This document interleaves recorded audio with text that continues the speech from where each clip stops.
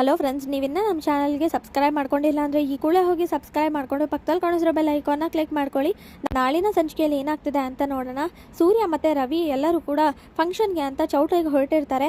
ನೋಡಿ, ಯಾವುದೇ ಕಾರಣಕ್ಕೂ ಇವನು ಏನು ಮಾತಾಡಬಾರ್ದು ಅಂತ ಶಾಂತಿ ಹೇಳಿದಾಗ, ಹೌದೌದು, ನಾನೇನು ಮಾತಾಡೋಕ್ಕೆ ಕಾಯ್ಕೊಂಡು ನಿಂತಿಲ್ಲ, ನಾನೇನು ಮಾತಾಡಲ್ಲ ಅಂತ ಸೂರ್ಯ ಹೇಳಿ ಕಾರಲ್ಲಿ ಹೋಗ್ತಿರ್ತಾರೆ.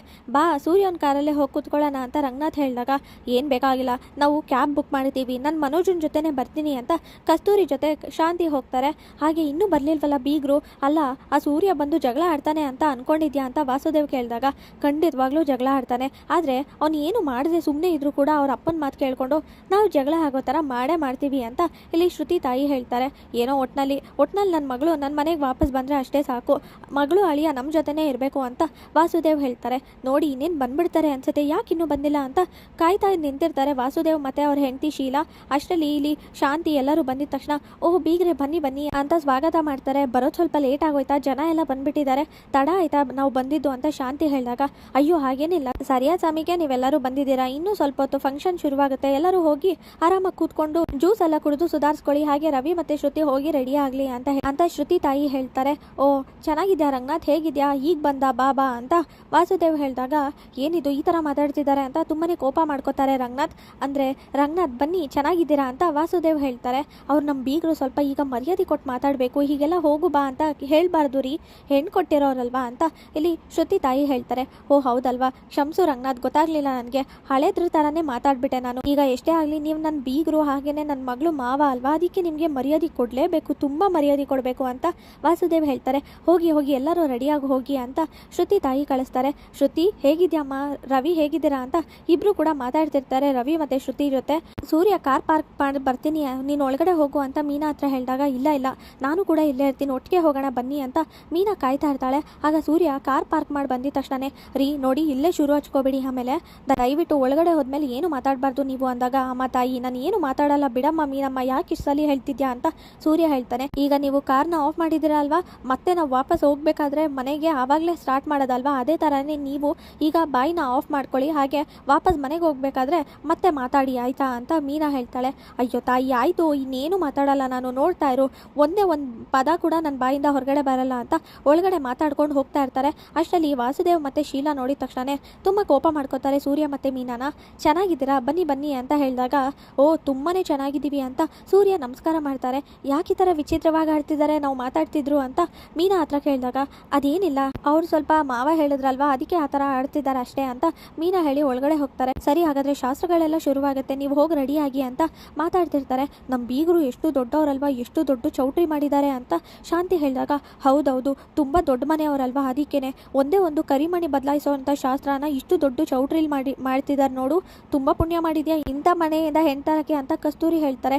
ಮತ್ತೆ ನಾನಂದ್ರೆ ಸುಮ್ಮನೆನಾ, ಇಬ್ರು ಸೊಸೆಂದ್ರು ಕೂಡ ದೊಡ್ಡ ಮನುಷ್ಯರು, ದೊಡ್ಡ ಮನೆಯಿಂದಾನೇ ಬಂದಿರೋದು ಅಂತ ಶಾಂತಿ ಹೇಳ್ತಿರ್ತಾರೆ. ಮೀನಾ ನನ್ನ ಜೊತೆ ಬನ್ನಿ, ನೀವು ಕೂಡ ಹೆಲ್ಪ್ ಮಾಡಿ ರೆಡಿ ಆಗೋದಕ್ಕೆ ಅಂತ ಶ್ರುತಿ ಹೇಳಿದಾಗ, ಅಯ್ಯೋ ಶ್ರುತಿ ನಿನ್ನ ಫ್ರೆಂಡ್ಸ್ ಎಲ್ಲ ಬಂದಿದ್ದಾರೆ, ಅವ್ರನ್ನ ಕರ್ಕೊಂಡು ಹೋಗು, ಮೀನಾನ್ಗೆ ಯಾಕೆ ತೊಂದರೆ ಕೊಡ್ತೀಯಾ, ಮೀನಾ ಹೋಗು, ನಿನ್ನ ಗಂಡನ ಜೊತೆ ನೀನು ಮೊದಲನೇ ಸೀಟಲ್ಲೇ ಕೂತ್ಕೋ ಅಂತ ಶ್ರುತಿ ತಾಯಿ ಹೇಳಿ ಕಳಿಸ್ತಾರೆ. ಆಗ ಸೂರ್ಯ ಹಿಂದೆ ಹೋಗಿ ಕೂತ್ಕೋತಾನೆ. ಯಾಕ್ರಿ ಏನು ಮಾತಾಡ್ತಾ ಇಲ್ಲ, ಸುಮ್ಮನೆ ಇದ್ದೀರಾ, ಯಾಕೆ ಏನಾದ್ರು ಮಾತಾಡಿ, ಹಿಂದೆ ಯಾಕೆ ಬಂದು ಕೂತ್ಕೊಳ್ರಿ ಅಂತ ಮೀನಾ ಹೇಳ್ತಾಳೆ. ನಾನು ಏನು ಮಾತಾಡೋದಿಲ್ಲ, ಹೇಳಿದ್ನಲ್ಲ ಇಲ್ಲಿಂದ ಹೋಗೋವರೆಗೂ ಏನು ಮಾತಾಡಲ್ಲ ಅಷ್ಟೇ ಅಂತ ಸೂರ್ಯ ಸೈಲೆಂಟ್ ಆಗಿರು ಅಂತ ಹೇಳ್ತಾನೆ. ಏ ಸೂರ್ಯ ನೀನು ಯಾಕೋ ಇಲ್ಲಿ ಕೂತಿದ್ಯಾ, ಬಾ ಮುಂದೆ ಕೂತ್ಕೋ ಅಂತ ರವಿ ಹೇಳಿದಾಗ, ಪರವಾಗಿಲ್ಲ ನಾವೇನು ಮಾತಾಡ್ತಿದ್ದೀವಿ, ನೀನು ಹೋಗಿ ರೆಡಿ ಆಗು ರವಿ ಅಂತ ಮೀನಾ ಕಳಿಸ್ಕೊಡ್ತಾಳೆ. ಅಲ್ಲ ಕಣೆ, ಆ ಮೀನಾಗೆ ಮನೇಲಿ ಸಿಂಪಲ್ ಆಗಿ ಮಾಡಿದ್ರಲ್ಲ ತಾಳಿಶಾಸ್ತ್ರ, ಅದೇ ಥರ ಮಾಡಿದರೆ ಆಗ್ತಾ ಇರ್ಲಿಲ್ವಾ, ಇಷ್ಟು ದೊಡ್ಡದಾಗಿ ಮಾಡೋ ಅವಶ್ಯಕತೆ ಇತ್ತಾ, ಇದರಿಂದಾಗಿ ನನಗೆ ತೊಂದರೆ ಆಗ್ತಿದೆ ಅಂತ ರೋಹಿಣಿ ಹೇಳ್ತಾಳೆ. ಸದ್ಯ ಅಕಸ್ಮಾತ್ ಏನಾದ್ರು ನಿಮ್ಮಪ್ಪನೂ ಬಂದು ಇದೇ ಥರ ಗ್ರ್ಯಾಂಡಾಗಿ ತಾಳಿಶಾಸ್ತ್ರ ಮಾಡಬೇಕು ಅಂತ ಅಂದಿದ್ದಿದ್ರೆ ನಿನ್ನ ಕತೆ ಮುಗಿತಾ ಇತ್ತು, ಇದೂ ಮಾಡೋಕ್ಕಾಗ್ತಿಲ್ಲ, ನಿಮ್ಮಪ್ಪನೂ ಬರ್ತಾ ಇರಲಿಲ್ಲ ಅಷ್ಟೇ ಅಂತ ಪೂಜಾ ಹೇಳ್ತಾಳೆ. ಹೇಗೋ ಖುಷಿ ಪಡು, ಇದರಲ್ಲೇ ಮುಗ್ದೋಗ್ತಿದ್ಯಲ್ಲ ಅಂತ, ಆದರೆ ಈಗ ನಿಮ್ಮ ಅಪ್ಪನ ಬಗ್ಗೆ ಕೇಳಿದ್ರೆ ಏನಂತ ಹೇಳ್ತೀಯ ಅಂದಾಗ, ಅದೇ ಗೊತ್ತಾಗ್ತಿಲ್ಲ ಕಣೆ, ಆದರೆ ಆ ಸೂರ್ಯ ಏನಾದ್ರು ದೊಡ್ಡ ಜಗಳನೇ ಮಾಡಬೇಕು ಇಲ್ಲಿ, ಹಾಗೆ ನಾವೇನಾದರೂ ಮಾಡಬೇಕು ಅಂತ ರೋಹಿಣಿ ಹೇಳ್ತಾಳೆ. ಅದೇ ಕಣೆ ನನಗೂ ಭಯ ಆಗ್ತಾ ಇರೋದು ಅಂತ ಮಾತಾಡ್ತಿರ್ಬೇಕಾದ್ರೆ ಅಷ್ಟರಲ್ಲಿ ಶಾಂತಿ ಬರ್ತಾರೆ. ಏನಮ್ಮ ನಿನ್ನ ತಂದೆ ಇನ್ನೂ ಬಂದಿಲ್ವಲ್ಲ, ಇನ್ನೂ ರೆಡಿ ಆಗದೆ ಕೂತಿದ್ಯಲ್ಲ, ಓ ಇವಳ ಜೊತೆ ಮಾತಾಡ್ಕೊಂಡು ನೀನು ರೆಡಿ ಆಗದೆ ಕೂತಿದ್ಯಾ ಅಂದಾಗ, ಅಯ್ಯೋ ನಾನೇನು ಮಾಡಿದೆ, ನಾನೇನು ಅವಳು ಕೈ ಹಿಡ್ಕೊಂಡಿದ್ದೀನ ರೆಡಿ ಆಗಬೇಡ ಅಂತ, ಅವಳು ಇನ್ನೇನು ರೆಡಿ ಆಗ್ತಿದ್ಲು, ನಾನೇ ರೆಡಿ ಮಾಡೋಕ್ಕೆ ಅಂತ ಬಂದಿರೋದು ಅಂತ ಪೂಜಾ ಹೇಳ್ತಾಳೆ. ಎಲ್ಲಮ್ಮ ಇದ್ದಾರೆ ನಿನ್ನ ತಂದೆ ಬರ್ತಿದಾರಂತ ಅಂತ ಕೇಳಿದಾಗ, ಹೌದು ಅತ್ತೆ ಫೋನ್ ಮಾಡಿದ್ದೆ, ಏರ್ಪೋರ್ಟಲ್ಲಿ ಇದ್ರು, ಈಗಾಗಲೇ ಫ್ಲೈಟ್ ಹತ್ತಿರ್ತಾರೆ, ಇನ್ನೊಂದು ಸ್ವಲ್ಪ ಹೊತ್ತಲ್ಲಿ ಶಾಸ್ತ್ರ ಶುರುವಾಗುವಂಥ ಟೈಮಿಗೆ ಬಂದ್ಬಿಡ್ತಾರೆ ಅಂತ ಶಾಂತಿ ಹತ್ರ ರೋಹಿಣಿ ಹೇಳ್ತಾಳೆ. ಏನಮ್ಮ ಹಾಗೆ ಬಂದರು ಈಗ ಬಂದರು ಅಂತ ಹೇಳ್ತಿದ್ಯಾ, ಆದರೆ ಒಂದಿನೂ ನಾನು ನೋಡಲಿಲ್ಲ, ಒಂದಿನೂ ನೀನು ಅವ್ರ ಫೋಟೋನು ತೋರಿಸ್ಲಿಲ್ಲ ಅಷ್ಟೇ ಅಂತ ಶಾಂತಿ ಬೈತಾ ಇರ್ತಾರೆ. ಅದೇನು ಕತೆನೋ ನನಗಂತೂ ಗೊತ್ತಾಗ್ತಿಲ್ಲ, ಈಗ ಅನುಮಾನ ಬರ್ತಿದೆ, ನಿನ್ನ ಮದುವೆ ಕೂಡ ಬರಲಿಲ್ಲ, ಇದಕ್ಕೂ ಸರಿಯಾದ ಸಮಯಕ್ಕೆ ಬರಲಿಲ್ಲ ಅಂದರೆ ಹೇಗೆ ಅಂತ ಶಾಂತಿ ಬೈತಿರ್ತಾರೆ. ಇಲ್ಲ ಅತ್ತೆ ಬಂದ್ಬಿಡ್ತಾರೆ ಅಂತ ರೋಹಿಣಿ ಹೇಳಿದಾಗ ಸರಿ ಬೇಗ ಫೋನ್ ಮಾಡು ಅಂತ ಹೇಳ್ತಾರೆ. ಅಯ್ಯೋ ಅತ್ತೆ ಈಗ ಫೋನ್ ಮಾಡಬೇಕಾ ಅಂತ ಕೇಳ್ತಾಳೆ ರೋಹಿಣಿ. ಹೌದು ಕಣಮ್ಮ ಈಗಲೇ ಫೋನ್ ಮಾಡಬೇಕು, ಬೇಗ ಫೋನ್ ಮಾಡು, ನಾನು ಈಗಲೇ ಮಾತಾಡಬೇಕು ಅಂತ ಶಾಂತಿ ಹೇಳಿದಾಗ ಸರಿ ಇರಿ ಒಂದು ನಿಮಿಷ ಅತ್ತೆ ಅಂತ ಫೋನ್ ಮಾಡ್ತಿರ್ತಾಳೆ. ಅಷ್ಟರಲ್ಲಿ ಇಲ್ಲಿ ಫೋನ್ ಕನೆಕ್ಟ್ ಆಗ್ತಿಲ್ಲ ಅತ್ತೆ, ಅವ್ರೇನು ಬಂದ್ಬಿಡ್ತಾರೆ ಬಿಡಿ ಅತ್ತೆ ಅಂತ ರೋಹಿಣಿ ಹೇಳ್ತಾಳೆ. ಅದೇನು ಕತೆನೋ ನನಗೆ ಗೊತ್ತಿಲ್ಲ, ಆದರೆ ಸರಿಯಾದ ಸಮಯಕ್ಕೆ ಅವ್ರು ಬರಲೇಬೇಕು, ಯಾವಾಗ ನೋಡಿದ್ರು ಬಿಸ್ನೆಸ್ಸು ಅದು ಇದು ಅಂತ ಅನ್ಕೊಂಡು ಕೂತ್ಕೊಂಡ್ರೆ ಹೇಗಮ್ಮ ಅಂತ ಶಾಂತಿ ಹತ್ರ ಕಸ್ತೂರಿ ಹೇಳ್ತಾ ಇರ್ತಾಳೆ. ಅಯ್ಯೋ ದುಡಿಯೋದು ತಪ್ಪಲ್ಲ ಕಣೆ, ದುಡಿಲಿ ಬಿಡು, ಒಳ್ಳೇದೇ ಅದು, ಆದರೆ ಮಗಳಿಗೋಸ್ಕರ ಅಂತ ಒಂದು ಸ್ವಲ್ಪ ದುಡ್ಡು ಕೊಡದೆ ಟೈಮ್ ಕೊಡದೆ ಇದ್ರೆ ಅದೇಗಾಗುತ್ತೆ ಹೇಳು. ಈ ಸಲ ಬರಲಿ, ಸರಿಯಾಗಿ ಅವ್ರನ್ನ ವಿಚಾರಿಸ್ಕೊತೀನಿ, ಹಾಗೆಯೇ ಮನೋಜನ್ಗೆ ಒಂದು ಬಿಸ್ನೆಸ್ ಹಾಕೊಡೋಕ್ಕೆ ಅಂತ ನಾನೇ ಮಾತಾಡ್ತೀನಿ ಅಂತ ಶಾಂತಿ ಹೇಳಿ ಹೋಗ್ತಾರೆ. ಏನೇ ಇದು ನಿಮ್ಮ ಅತ್ತೆ ಇಷ್ಟು ಜೋರು ಮಾಡ್ತಿದ್ದಾರೆ ನಿನ್ನ ಮೇಲೆ ಅಂತ ಶಾಂತಿ ಮಾತಾಡಿದ್ನ ನೋಡಿ ರೋಹಿಣಿ ಹತ್ರ ಪೂಜಾ ಕೇಳ್ತಾಳೆ. ಹೌದು ಕಣೆ, ಈ ಮನೇಲಿ ದಿನ ದಿನ ನನ್ನ ಮರ್ಯಾದೆ ಕಮ್ಮಿ ಆಗ್ತಾನೇ ಇದೆ, ಅದರಲ್ಲೂ ಈ ಶ್ರುತಿ ಬಂದಮೇಲೆ ಇನ್ನೂ ಕಮ್ಮಿ ಆಗ್ತಿದೆ, ನಾನು ಏನು ಮಾಡೋದು ಗೊತ್ತಾಗ್ತಿಲ್ಲ. ಒಟ್ಟಿನಲ್ಲಿ ನಾವು ಹೇಳಿರೋ ಅಂಥ ವ್ಯಕ್ತಿ ಬರ್ತಾ ಇರ್ತಾನೆ, ಸೂರ್ಯ ಹಿಂಗೆ ಕುಡಿಸ್ತಾ ಇರ್ತಾನೆ ಅಂದಾಗ ಹೌದು ಸೂರ್ಯ ಏನು ಮಾಡ್ತಿದ್ದಾನೆ ನೋಡ್ಕೊಂಡು ಬರೋಣ ಅಂದಾಗ ಸೂರ್ಯ ಸೈಲೆಂಟಾಗಿ ಕೂತಿರ್ತಾನೆ.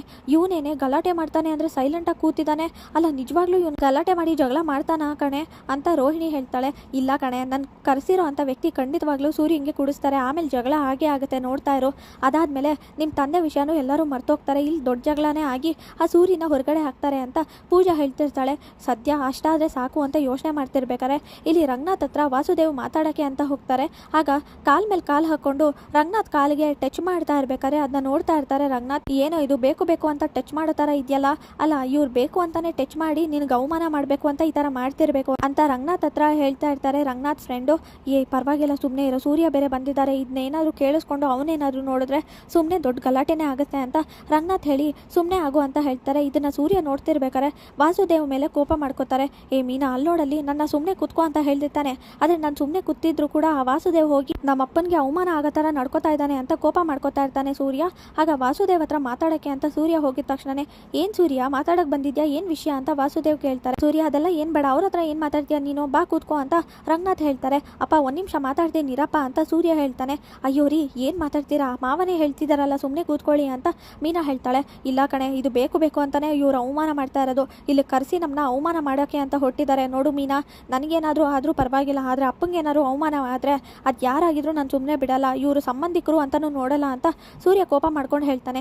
ಸೂರ್ಯ ಹೇಳಿದ್ನಲ್ಲ ಸಮಾಧಾನದಿಂದ ಇರೋ, ಇವರು ನಮ್ಮ ಬೀಗರಾಗಬೇಕು, ನಮ್ಮ ಪಾಡಿಗೆ ನಾವು ಫಂಕ್ಷನ್ ಮುಗಿಸ್ಕೊಂಡು ಹೋಗೋಣ, ಅವ್ರು ಮೊದಲೇ ಹೇಳಿದ್ದಾರೆ ಜಗಳ ಆಗುತ್ತೆ ಅಂತ, ಹಾಗೆ ನಮ್ಮನೆಯವರು ಮಾತಾಡಿದ್ದಾರೆ, ನಾವು ಆ ಥರ ಯಾವುದೇ ಕಾರಣಕ್ಕೂ ನಡ್ಕೋಬಾರ್ದು, ನಮ್ಮ ಪಾಡಿಗೆ ನಾವು ಫಂಕ್ಷನ್ ಮುಗಿಸ್ಕೊಂಡು ಹೋಗೋಣ, ಏನು ಗೊತ್ತಿಲ್ಲದೆ ಇರೋ ಥರ ಸುಮ್ಮನೆ ಇರು ಅಂತ ರಂಗನಾಥ್ ಹೇಳಿ ಸೂರ್ಯಂಗೆ ಸಮಾಧಾನ ಮಾಡ್ತಾರೆ. ಇಲ್ಲಿಗೆ ಸಂಚಿಕೆ ವಿಡಿಯೋ ಮುಕ್ತಾಯವಾಗಿದೆ. ವಿಡಿಯೋ ಇಷ್ಟವಾಗಿರೋ ವಿಡಿಯೋಗೊಂದು ಲೈಕ್ ಮಾಡಿ, ಶೇರ್ ಮಾಡಿ, ಕಮೆಂಟ್ ಮಾಡಿ, ಹಾಗೆ ತಪ್ಪದೆ ನಮ್ಮ ಚಾನಲ್ ಸಬ್ಸ್ಕ್ರೈಬ್ ಮಾಡಿಕೊಂಡು ಪಕ್ಕದಲ್ಲಿ ಕಾಣಿಸಿರೋ ಬೆಲ್ ಐಕಾನ್ನ ಕ್ಲಿಕ್ ಮಾಡ್ಕೊಳ್ಳಿ.